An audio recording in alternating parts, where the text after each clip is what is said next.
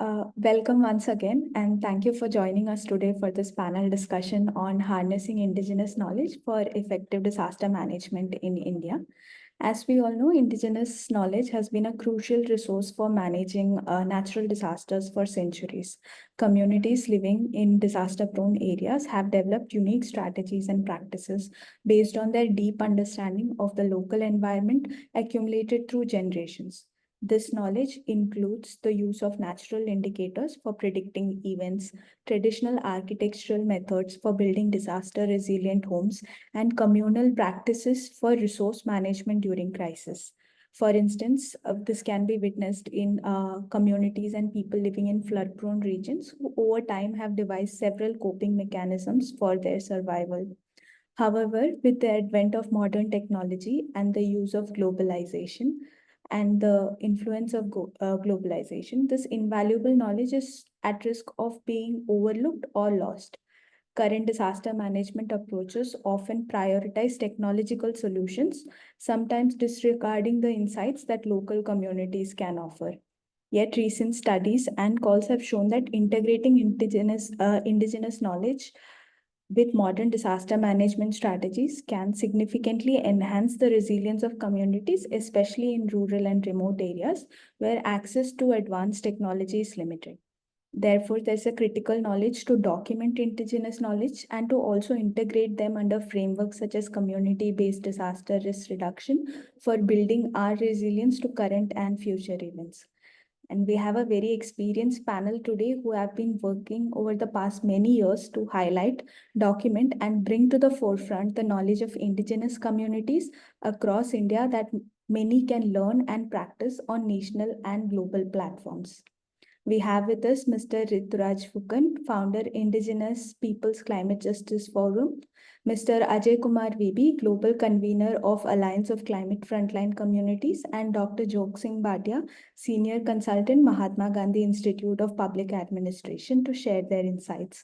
As we invite our panelists for their sharing, I request all the participants to take advantage of the experience we have within this group and to interact through the chat box with each other and also raise any questions or queries you might have regarding the topic on the chat. We'll do our best to address these questions during our session today. So without any further ado, we can start the panel discussion and hear from our experts. I would like to invite our first panelist, Mr. Rituraj Fukan, founder, Indigenous Peoples Climate Justice Forum.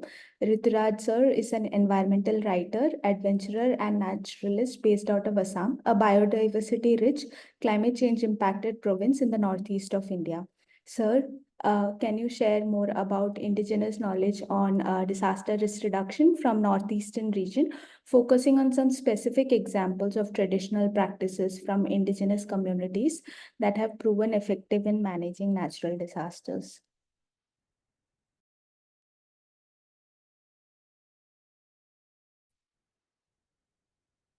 Am I audible? Yes. Thank you. First of all, thank you, Spear India, for this very timely webinar.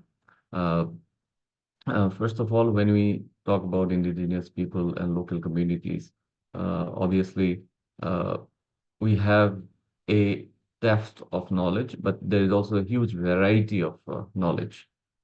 Indigenous communities inhabit different parts of the country, different kinds of habitats. I would say, from mountains to the coastal areas to riparian areas, and I would say that each of the communities, each of the indigenous people, are adapted to their natural environment, the area where they live.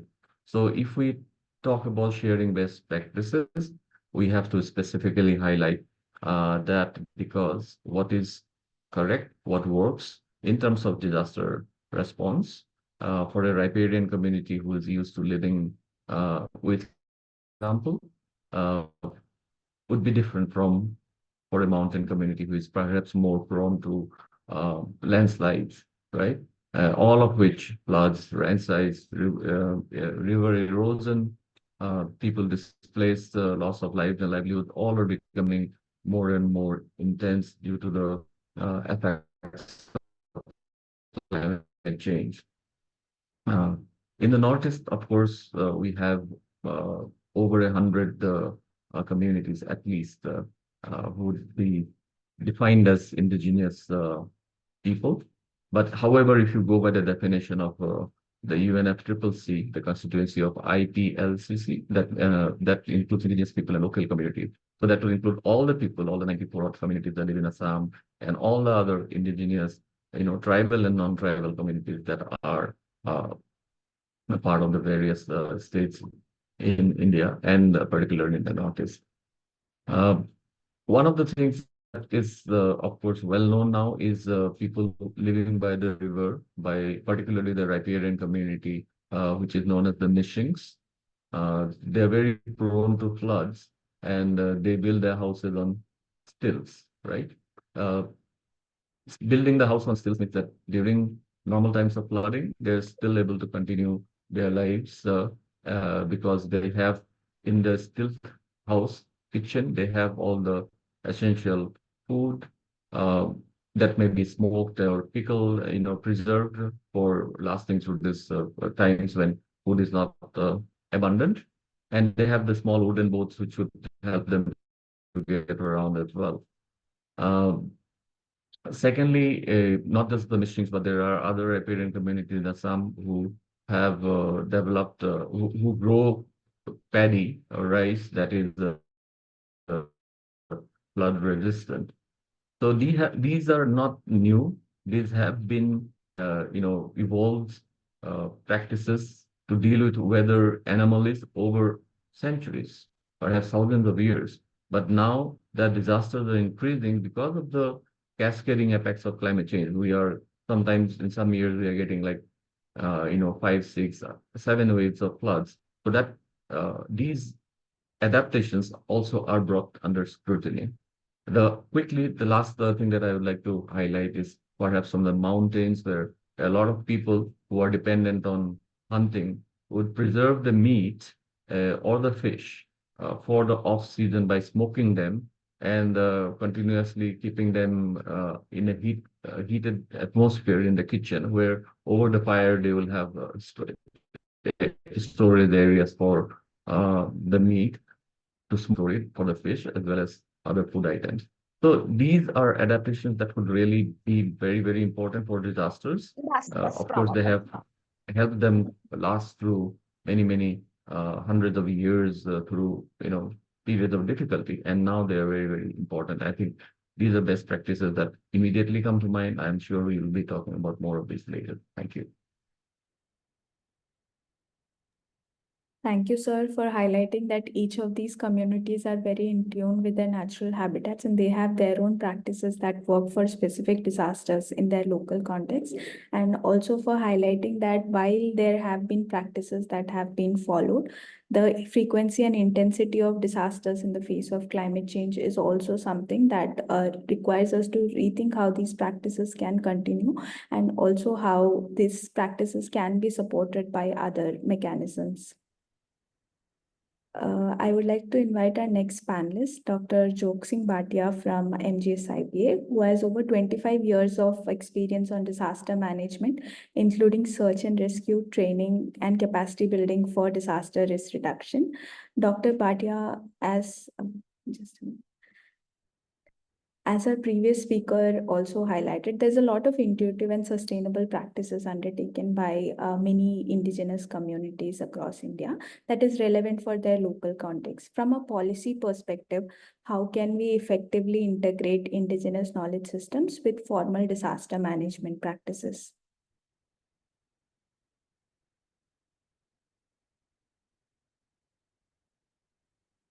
Hi, sir. I think you're muted.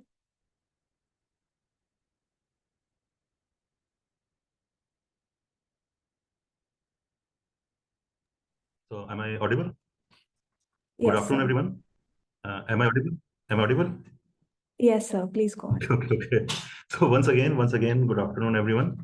So I'm thankful to Sphere India that they have organized such a type of webinar, which is very much useful, and it is a need of the time actually that we all should focus our attention towards harnessing indigenous knowledge for effective disaster management in India.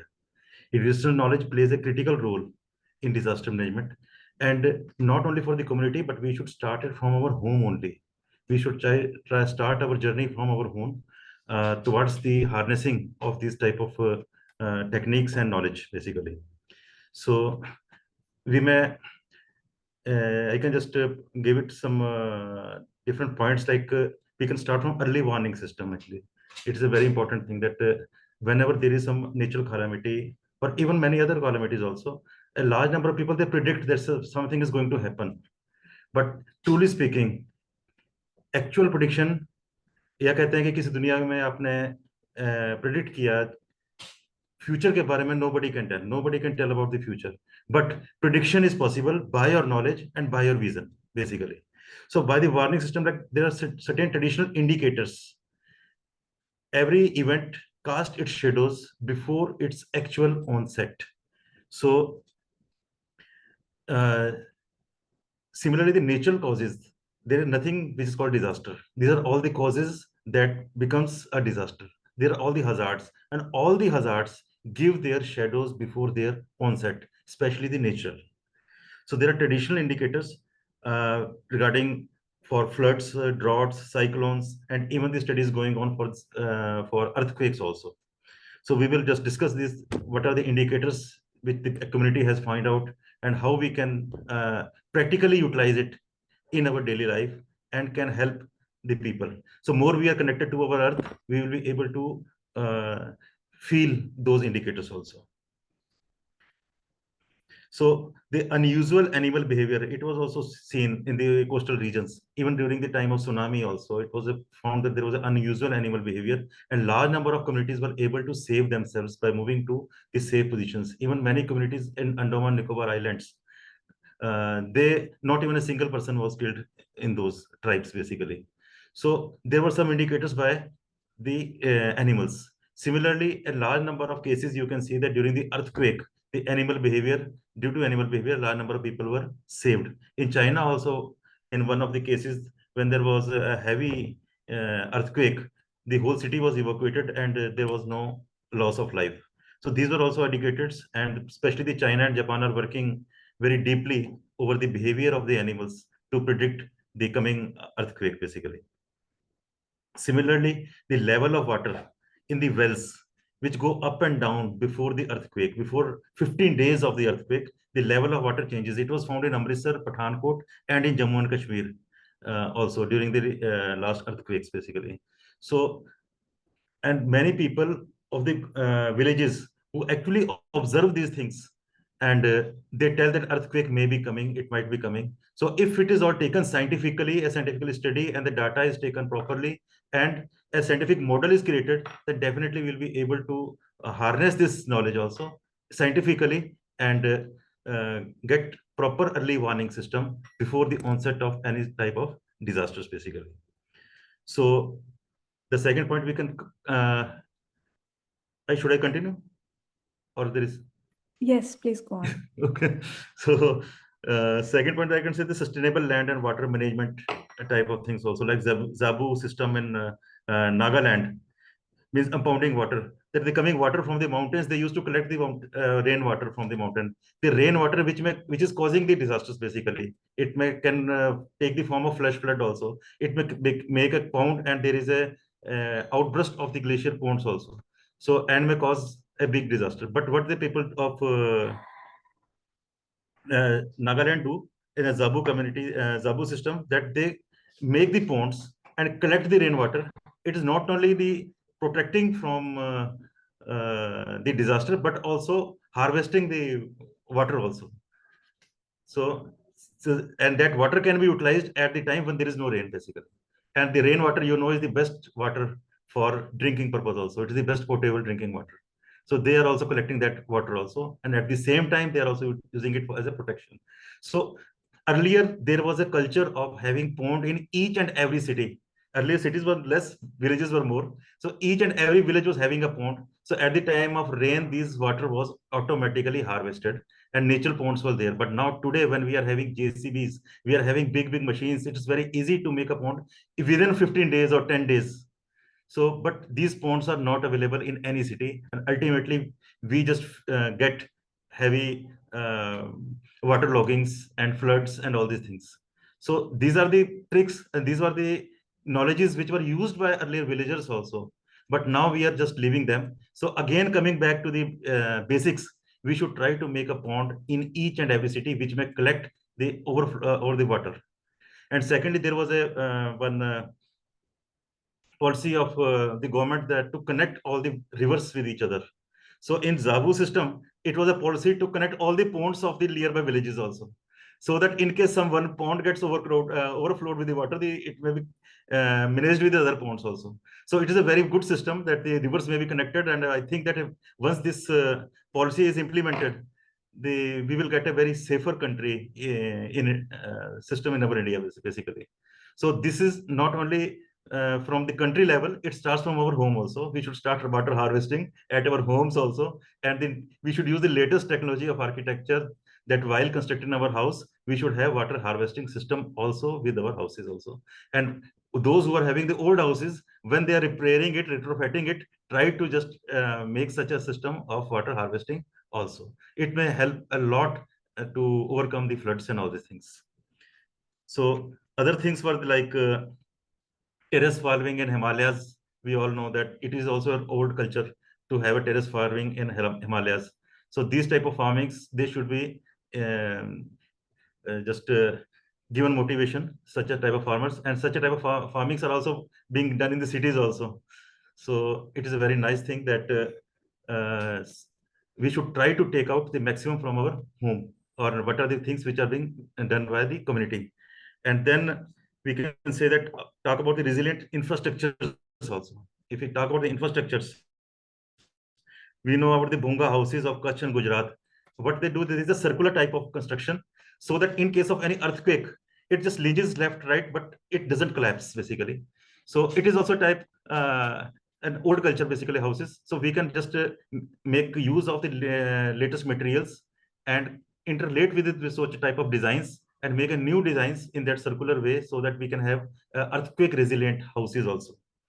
So even in the northeast, we are using the bamboo constructions of the houses, and it is also lunges, but it never breaks like that, and it can bear the heavy earthquakes also. And such houses are even been used today also.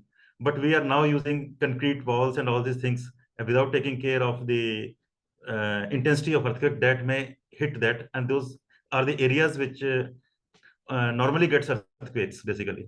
So if we don't care about it, so definitely it collapses. But when we connect it with the old culture, and we using the bunga houses and all these things, we make some hybrid houses like that.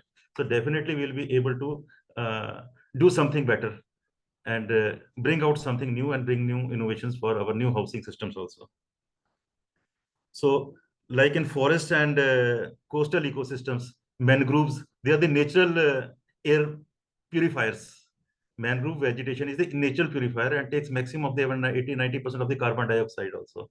At the same time, it also saves from the floods and the coastal problems and the cyclones and all these things. So mangrove cultivation, like we should create maximum plantation should be done, and mangrove cultivation, it is a natural way of protecting from the disasters basically.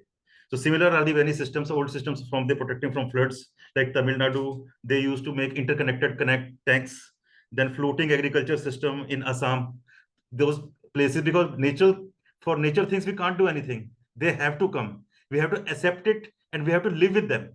We should learn to live with nature basically. And we know that in Assam, there is a heavy rains. We cannot stop the water overflowing. So what they did, they started using floating cultivation basically. So floating cultivation is also, and it can be given a scientifically background also, and they can be supported, so that this type of cultivation can be done. In floating cultivation, the roots of the plants, they don't touch the soil basically. They are cultivated on the flowing water, or on the water that has been logged because of floods basically. So the cultivation goes on there only. So this is a floating and agriculture practices. This is a very old practice of Assam basically. So we can just utilize it not only in Assam, but in other areas also, which get waterlogged very easily. Then therefore the fire management also. So there was an old system that the jungles were burnt deliberately in a controlled manner. It was a controlled burning of jungles. Why it was done? It was done to avoid the heavy fire of the jungles. Because by burning small rubbles and small grass, dry grasses of the fire in a very controlled manner, it will protect the jungle from getting heavily fired at the time of this at the season when it can get fired at, or by because of some human error also. So these type of practices, they are the very old practices. They are actually not getting putting deliberate fire to the jungle, but they are trying to protect those jungles and removing the dry grasses like that. So it's a very old practice. So it can be done also in a very protected manner and in a very legal manner also. So community based approaches are definitely required, that the oral histories and local knowledge sharing and with tribal areas and disaster preparedness is communicated through stories, rituals, and songs. They are already been stored. So we have to find out what are the types of stories, rituals, and songs. Actually, you have heard about the story of a hare and tortoise, that who won the race. But actually, in practically, there was no race was done such a like this. But it is there to tell us or give us some education. So such a type of stories are already there in tribes, in community, and in old past also, and in our old granths also. So we have to just understand those, take out those, and we have to spread it through cartoons, movies, and all these things. And media has to be make use of it. Earlier, we used to only read the book for to understand the story of a tortoise and a hare. But now we have got internet with us. We have got all social media with us to understand those type of stories also.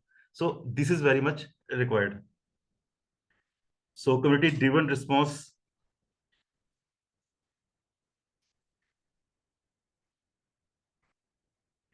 So some of the other things which should be so start at our home is that we know about the planetary system. We know about the moon. We have gone there. We have gone Chandrayaan 1, 2, 3, and we are going towards 4th also.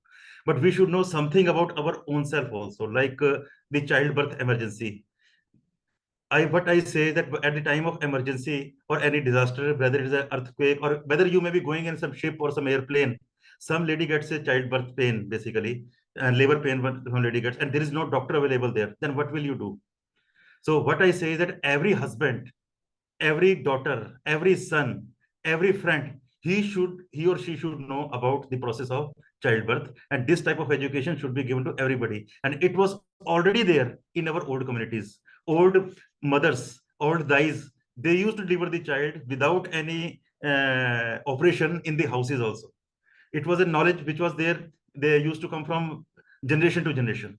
But slowly, we got totally dependent on the hospitals only, on the doctors only, and we left those things. I don't say that don't go to hospital, don't depend on doctors. But at the time when there is nothing available, when doctor is not available, hospital not available, especially at the time of disaster, what will you do? So every husband should know the process of childbirth. So these are some basic things that everybody should do. And for this response management system, our old dadis, they used to know about the response management system, that sometimes some coin or something gets stuck inside the neck of some child. They know how to blow her from the back and how to save the child from such a type of emergency. So such a type of basic emergency system, they should be inculcated in every education system. And it's a great thing that Sphere India and other organizations, even we are also doing all these things to give you the awareness to the common people. So these are the basic things that we should inculcate for harnessing the indigenous knowledge for effective disaster management. Thank you. Thank you so much, sir, for highlighting many various practices from across India that is traditionally followed by communities, both indigenous and local communities in different regions for specific hazards, and for also mentioning that specific hazards give early warning signs before it becomes a disaster, and the more attuned we are to nature and can watch out for these signs, the better prepared we will be. And for also highlighting many sustainable land and water management practices, and also for mentioning that traditional architectural methods can be combined along with sustainable materials for hybrid designs that will work well in the local context. That was very helpful. I'll come back to some of the points that you have mentioned, specifically focusing on the policy and scientific aspects of it.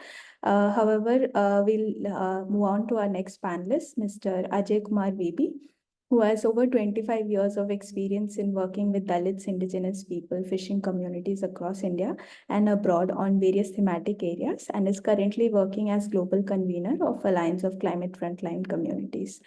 Ajay, how do the experiences of climate frontline communities in the southern region offer insights into building more resilient disaster management systems? And what are the key challenges that indigenous communities face in preserving and applying their traditional disaster risk reduction knowledge in the modern context? Over to you, Ajay. Yeah, thank you very much.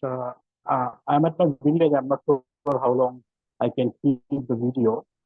If there is an interruption of video, let me know, because I am in a very poor connectivity area.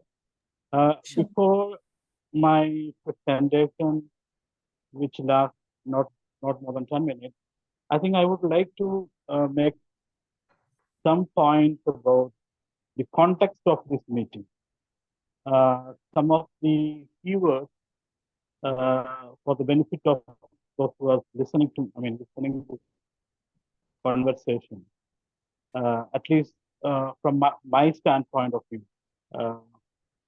We are basically talking about indigenous knowledge for effective disaster management. Now, let me dissect some of these key, very loaded words. First of all, we tend to believe that indigenous knowledge means in India it's an Adivasi story or a tribal, and it is not. The indigenous, the name itself stands for a local community knowledge, preserved for generations. So we have the fisher workers, the coastal fisher workers, inland fisher workers, and we have the mountain people, the pastorate people, we are Adivasi people. There are different, and there is this indigenous community is very diverse community. That's the first point. Second point, let us not forget where did all disaster happen? We are following disaster on a daily basis. As you all know, that last 2 decades at least, because of the impact of the climate change, the disaster situations, disaster events are so often, and all this, almost all this disaster happening, unfortunately, in a geographical region or inhabited by the indigenous community. I'm not talking about every, whether it is flood, whether it is landslide, whether it is cyclone, whether it is, every other disaster that we discussed, it is actually the striking where the indigenous communities are living. And in another way, indigenous communities are the frontline communities of climate change induced events. So that's my second point. And third point, the managing of the disaster that's happening on a, now it is not on a yearly basis, on a monthly basis, actually managed by the indigenous community. The other managers, those aid agencies, those systems, even the government come later, maybe 12 hours later, 24 hours later, maybe days after the disaster. It is the community, the indigenous community, the local community, the frontline community, who are actually managing the initial stage of any disaster. That's my third important point. So, as a DRR practitioners, let us accept that these are the community having immense knowledge. They are faculties basically, from whom we can learn. And fourth point, it is not the indigenous communities who are in need of securing, documenting, propagating the knowledge. They are doing that in other. Now the question is, what do you do? What something happened in Delhi today? What do you do when something happened in Mumbai today, or any city for that matter, where you can use the faculties of the natural, the faculties of the climate change, the indigenous community, another way, where we can go back and seek help from this community. I mean, we need to actually rephrase this whole notion of going, meeting, documenting, mixing scientific things.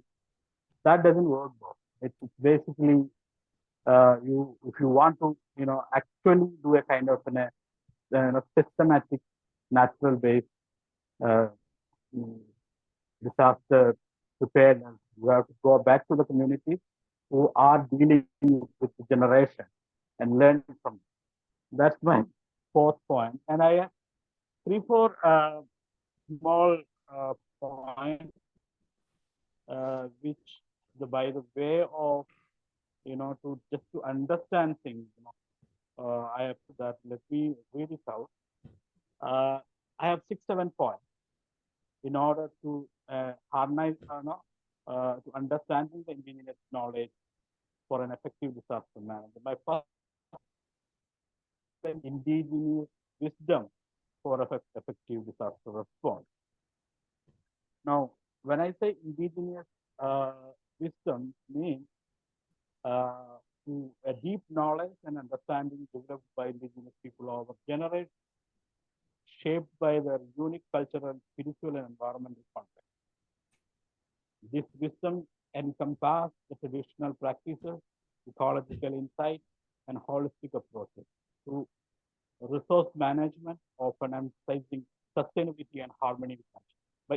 By valuing and integrating indigenous wisdom into contemporary decision-making process, we can enhance the resilience to the environment, promote biodiversity, and foster community well-being. Recognize the importance of indigenous perspectives is crucial for creating an inclusive and effective solution to today's pressing global issues. Now, I just run through the other points, but for example, my second point is leveraging traditional knowledge for enhanced disaster management. And my third point is incorporating the indigenous practices in disaster preparedness, applying indigenous insights for effective disaster resilience, integrating traditional ecological knowledge into disaster management strategies, and employing indigenous approaches. Now, what I'm trying to say is all. There are my previous speakers has actually covered this point in a different way. The point I'm making is you have when you think of a disaster management plan, because these are the communities who are at the risk, who are at the front line of a disaster, any given disaster situation, and you have to think of much proactive and inclusive process where you're putting the indigenous knowledge and the community at the center of the discourse. That is what is important. And when you have that, it is when you're empowering the larger DRR community. Let us also think how the indigenous community can monetize this knowledge when they when they rendering their experience and expertise to build a sustainable DRR model. So these are my major points. I can definitely pick up questions if it has. Thank you very much for the opportunity. Thanks a lot, Ajay, for highlighting that Indigenous communities are not a homogeneous entity, and that they have very specific practices that are relevant for their local context, and also that they are the frontline communities that are facing the impacts of climate change induced disasters more and more, and that they are managing these disasters on a daily basis, and that it's not just their capacities that have to be built, but we also have to relook at our policy and governance institutions on how our knowledge production systems have to situate indigenous knowledge centrally to integrate this within our DRR frameworks, and how indigenous communities can also monetize this in terms of how they benefit from empowering of the larger DRR network. I do have some follow-up questions, but if the participants have any questions, please feel free to drop in our chat boxes. Meanwhile, if any of our panelists have questions for each other, you can also share any additional insights that have come up during the session.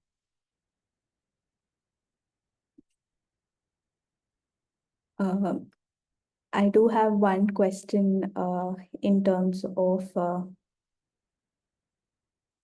for Mr. Rituraj. What are the policy gaps or opportunities that can better support the inclusion of indigenous knowledge in formal disaster management frameworks at both regional and national levels? And also, what are the developments on the global front when we represent this from India? Well, I think first and foremost, what is lacking for us is that the recognition that the importance of biodiversity to indigenous communities. Uh, Most of the indigenous people in in the Northeast, for example, and also other parts of India, still collect or grow a lot of the food, right? And many of these include things like medicinal plants and herbs, which are a very important part of the diet and very important to the health and immunity. And this was perhaps highlighted best during the pandemic when, firstly, indigenous people, villages in rural areas mostly were very, very self-sufficient in terms of food. Now, whereas people living in the urban areas had to be dependent on weekly supply of groceries, right? And the second condition was when uh, the vaccine became mandatory for access to public services. And then we came to realize that many communities had never been vaccinated before. I know an example, but uh, I just related that to a missing family, and the entire village had never been vaccinated before, and they had to approach the administration and the manufacturers of the vaccines to go ahead because they were afraid of what kind of side effect they might have because they had never been vaccinated, right?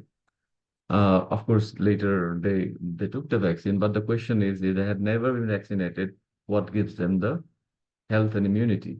Very few people in the community get any of the lifestyle diseases of, pressure or high blood pressure or diabetes. And so, very few people wear glasses and all that. So that recognition, the importance that uh, having access to the traditional foods of our ancestors for each individual community should be part of any conversation about climate justice is perhaps something that is lacking in policy, right? When we talk about food security, whether it's in normal times or in terms of disaster, we tend to look at some values of nutritional requirements uh, from a very uh, you know nationwide lens kind of. But when you look at it from a different community lens. So the requirements for security, for health and immunity is different for each community.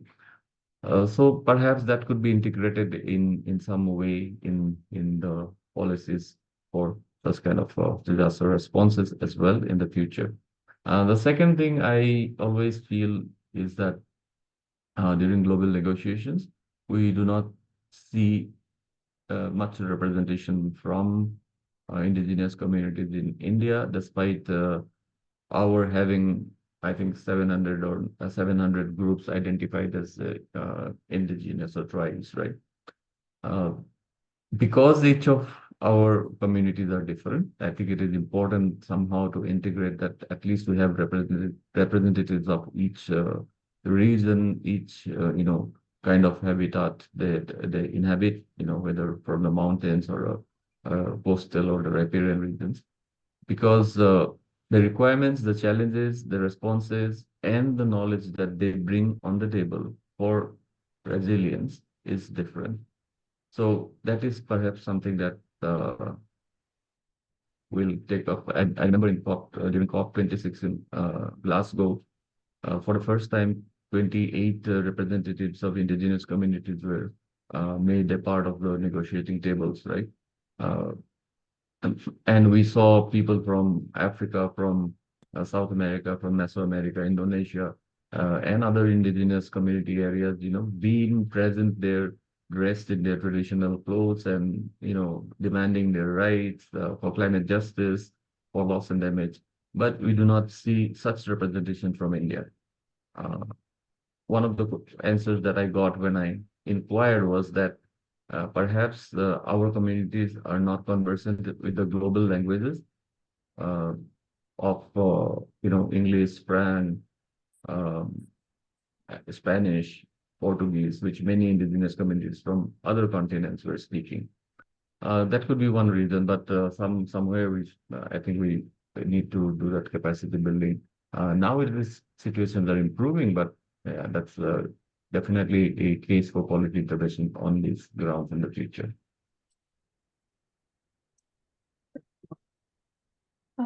Thanks for that answer, Ritraj. I think Sandeep had a question. Sandeep, if you're still on call, can you unmute and ask your question?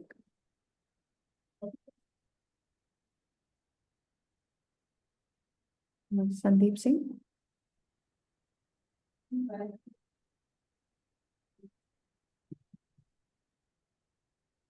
I'm not sure if you're speaking because we're not audible at the moment. We can try again. Meanwhile, I do have a question for either Ajay or Ridraj, in whom you can answer. Indigenous technical knowledge is very community specific, right? And culture specific and area specific. When compiling this is one of the comments we received in our previous webinar, that they were saying that when we compile and document these background and roots also need to be emphasized. So how can we ensure that these specificities of indigenous technical knowledge is also communicated in a larger context?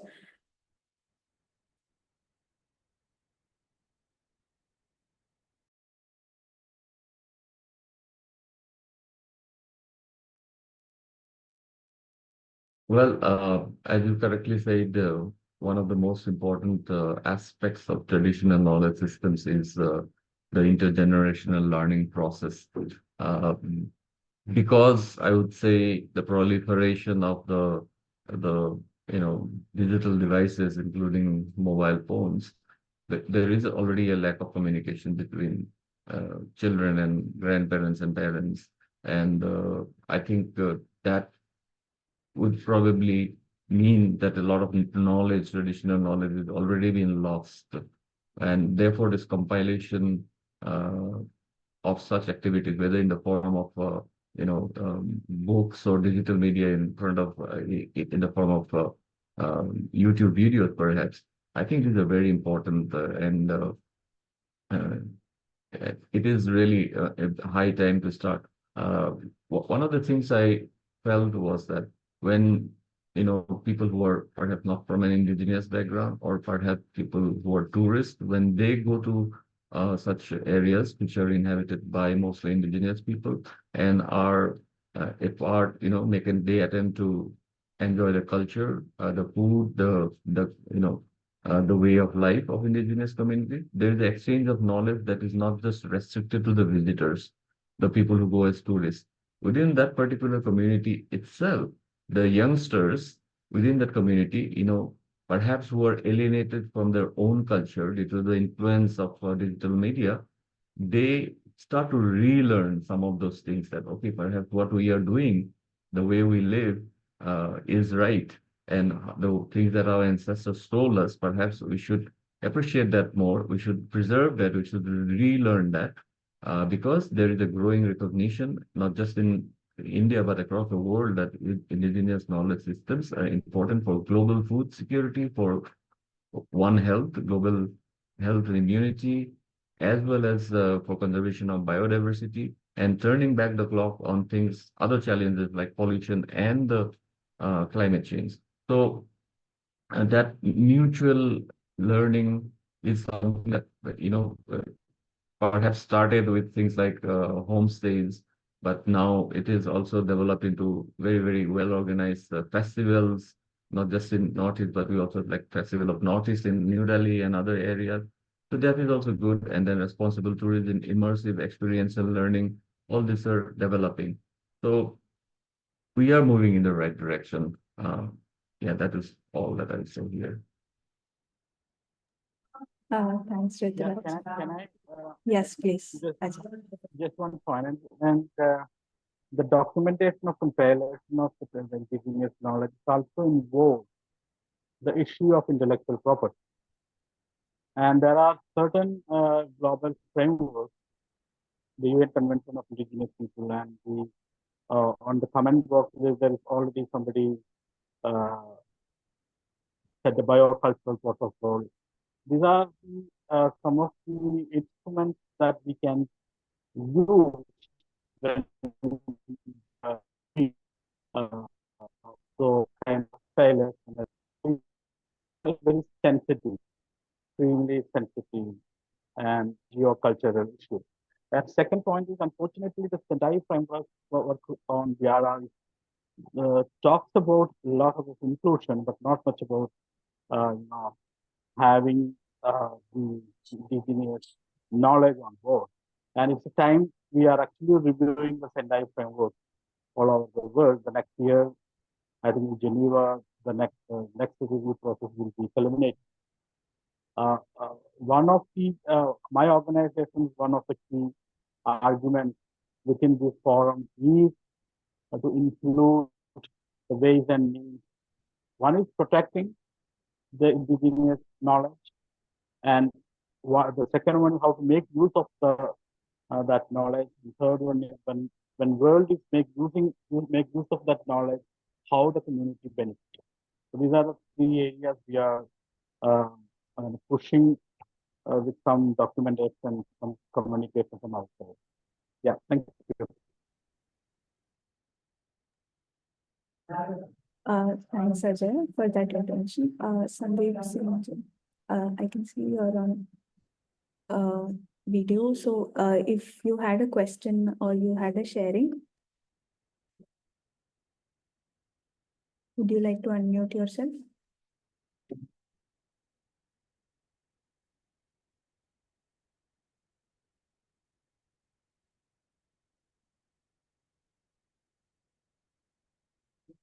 A question for, I hope, Jinu Sam Jacob, I hope your question has been answered. Would you like to unmute yourself and clarify or ask any follow-up question to our panelists? Yeah, hope everyone can hear me. So Yeah, my yeah. question was predominantly to all the panel members because on the discourse of climate fiscal. So we are from the we are in the midst of discussing the loss and damages when it comes to the indigenous, uh, rather the climate frontliners. The issue is denial of intergenerational equity. So the arguments like compensation also need to be debated in terms of repressions as well. So that is where I am coming from. So my question was posted from that perspective. If anybody can um, uh, I mean, can throw some light on that, that will help in framing these kind of engagements across.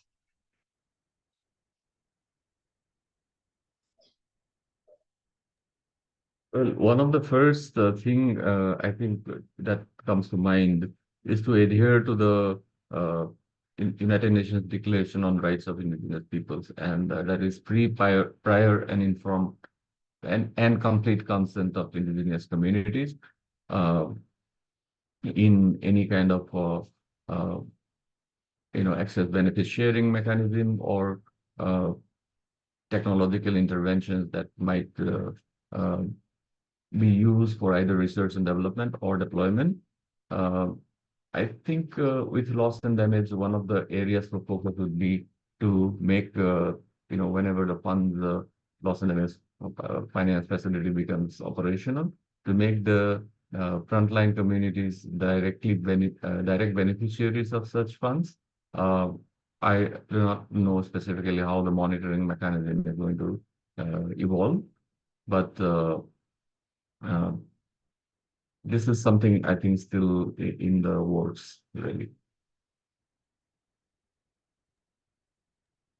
Yeah, I would like to suggest when we are arguing for loss and damage fund in the climate framework, uh, not we are arguing not for the losses, but the preservation of the knowledge of mitigating the climate change and the technologies that we have uh, you know established for generations in terms of adapting the situation. So it's not the damage, it's not the losses, but preserving the that's what we should argue. That's my perspective on.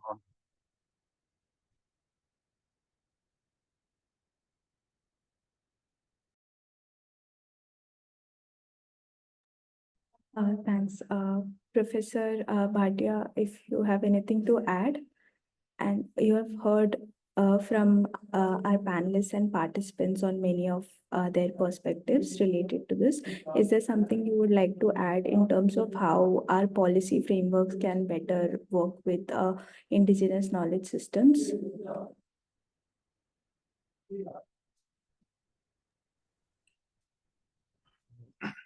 Thank you, Michelle.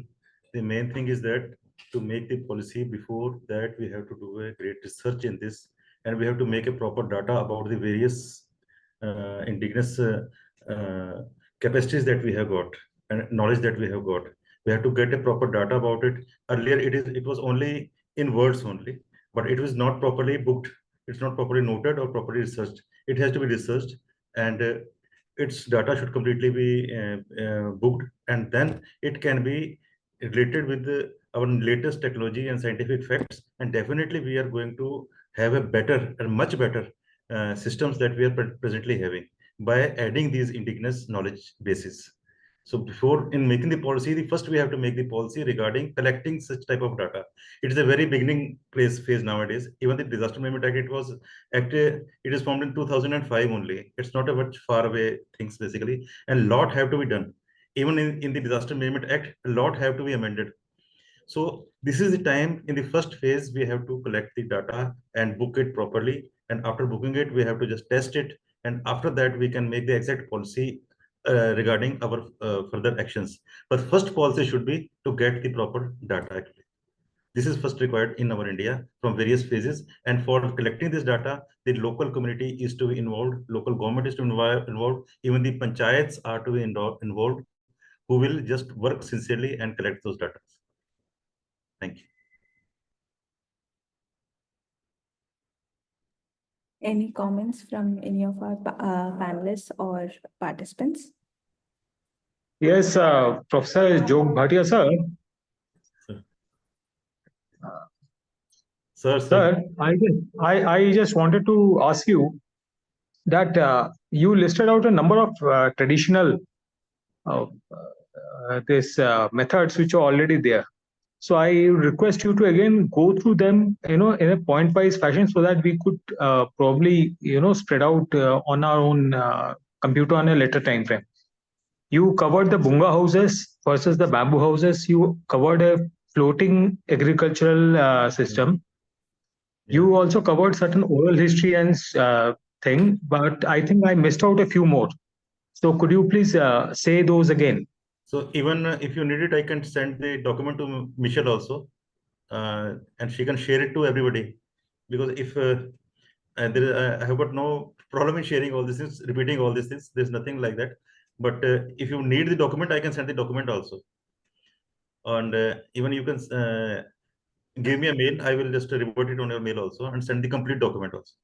And if you want to share it with everyone, so Michelle, you can just collect it and you can share it with everyone also. And whatsoever the Michelle you say, I will do it. Thank you, sir. The panelists can share any resources that they have on the topic with us that we can share with all the participants, just in light of time.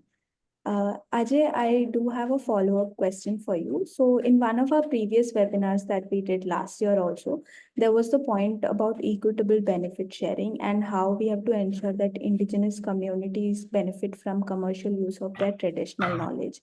And we have to develop mechanisms to return benefits and royalties to these communities, respecting their intellectual property rights.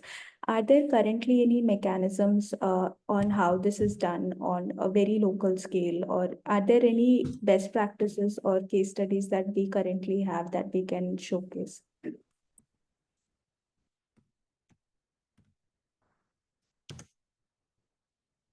Ajay, I think you're muted.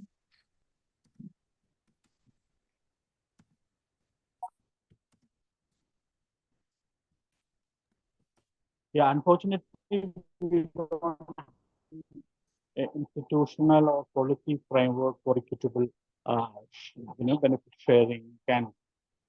We do have certain, understanding and the, guidelines available. And I don't think in India we have developed any such thing. But there are organizations,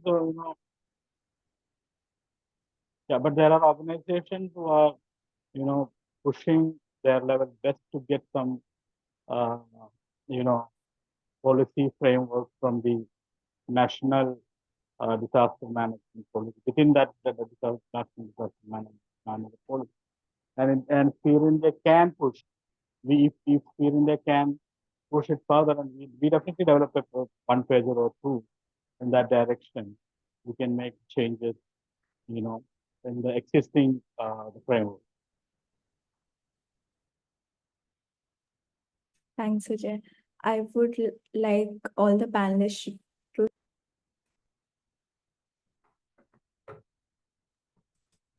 a couple of closing remarks from your end in terms of recommendations for integrating traditional knowledge within our current DRR frameworks. Any closing remarks? So I'll start with our first speaker, Mr. Ritraj. Thank you. Firstly, it is a very, very important, informative webinar. Thanks to Professor Bhatia and Mr. Ajay for sharing their valuable information.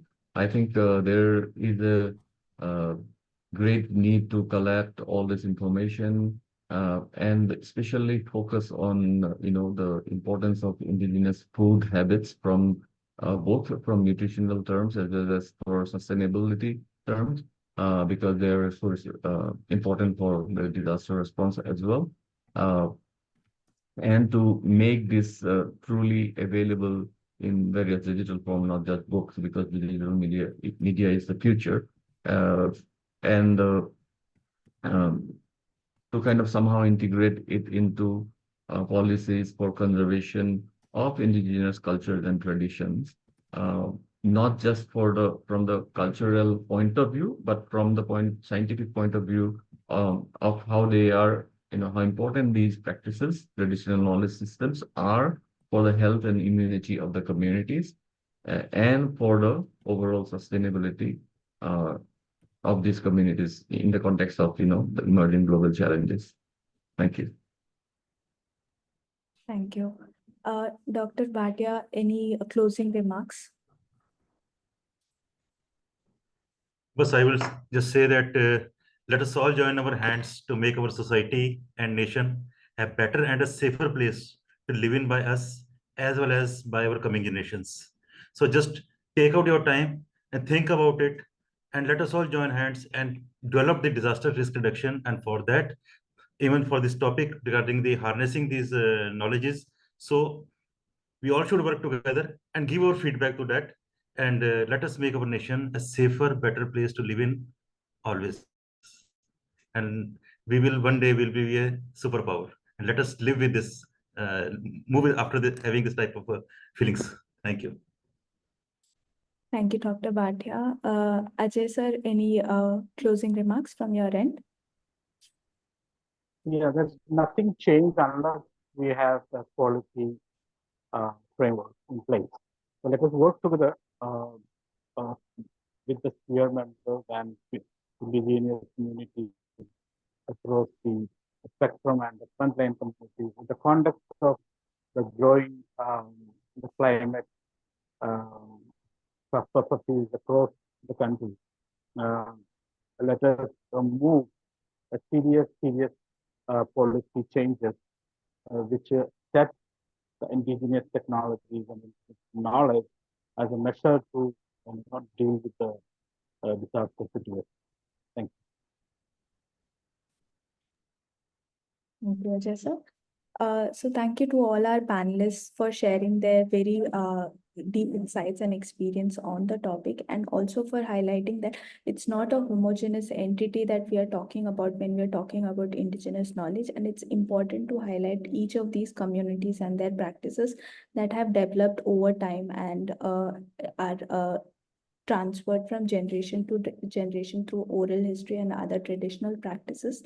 And it's important to preserve each of these practices that these communities are already undertaking, but it's also important to finance these interventions to empower these communities to also adapt better for a more climate resilient future as well, and how policy frameworks can also help in aiding these interventions.